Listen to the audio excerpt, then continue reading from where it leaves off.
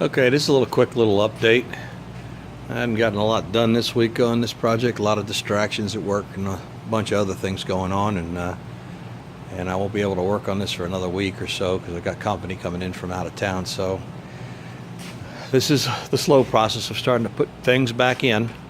I've got some of the brake lines put in to go all the way to the back end of the car, and the fuel lines and the shields. And another fuel line over here. I got this insulator mat cleaned up and reinstalled. I got the brake booster, master cylinder back in the car. Fished this cable through. This is just a shifter cable. Got the hood latch cable looped through also. Like I said, I haven't got a whole lot done. This took a lot of time to clean up. I scavenged the mount out of the donor car for this ESP unit here for your power anti-lock brakes, and this little aluminum stand right here. I had to clean up all this aluminum. It was all covered with that same stuff from the fire extinguisher, and so this took a manual cleaning. It was really, you could see that stuff was really starting to eat into the housing. That stuff's pretty insidious. But anyway, so I manually cleaned that up, basically with just using a rotary tool with some brushes. You just got to get in there and do it manually, because sometimes the cleaner doesn't get it all the way, get everything out and break a lot of that material loose. So every time you think you got it clean, you take a second look and there's a little bit more debris.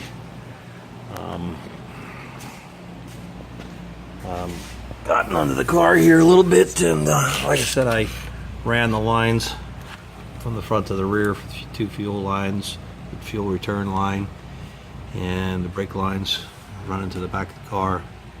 And doing a little cleanup, give it just a dusting, a little satin black trim paint, try and clean it up a little bit. It's got an undercoater on it. Apparently, looking in the back seat of the car, after I took the back seat out, there was a receipt from where this car lived. Springfield, Missouri is where it resided. So I'd seen a couple of winters and pretty dirty under here. So I've just been going along from the front to the rear. I'm about to the gas tanks back there at this point. I've taken the shields out, these aluminum heat shields. I cleaned them up. Just did a light medium blasting to get all the debris off of them and the road gunk. And now I'm in the process of reinstalling all that stuff. I've got some new rotors coming. Hopefully it'll look a little bit better than these.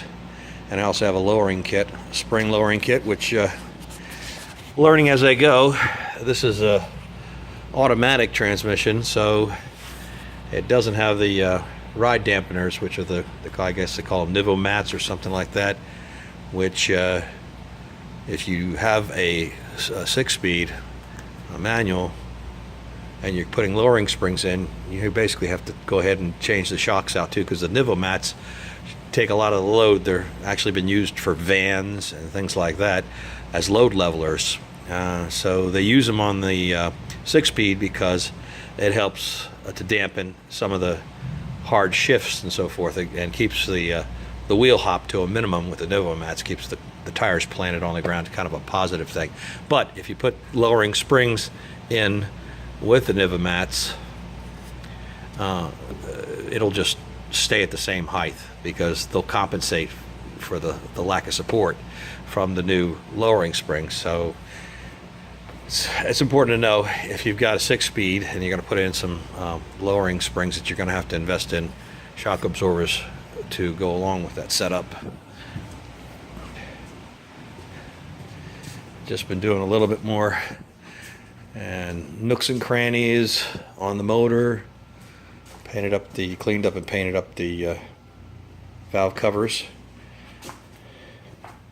They're looking okay. I was kind of hoping that the OSFO would really do the trick on the aluminum completely, but I might have to do a little dust coating of that, just to make it look a little more spiffy. As long as it's out of the car and it's easy to do, it'd be the time to do it. Just give it a dust coating of some this aluminum cast. you know, just to give it all a more uniform look. It's got that, what do you see over here, areas that just won't clean up that well. This area over here, I've been working that, and all these little gritty areas in here with the die grinder and the wire brushes and so forth.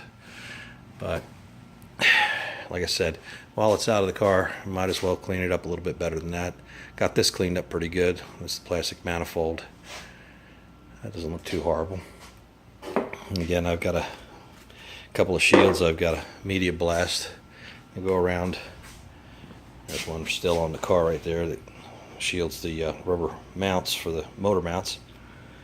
And you know, a little bit at a time. But like I said, I probably won't be making another video for a little while, because I got about a week of entertaining guests, and so it'd be kind of rude to be out here working on the car, if you know what I mean. Anyway, that's it for now.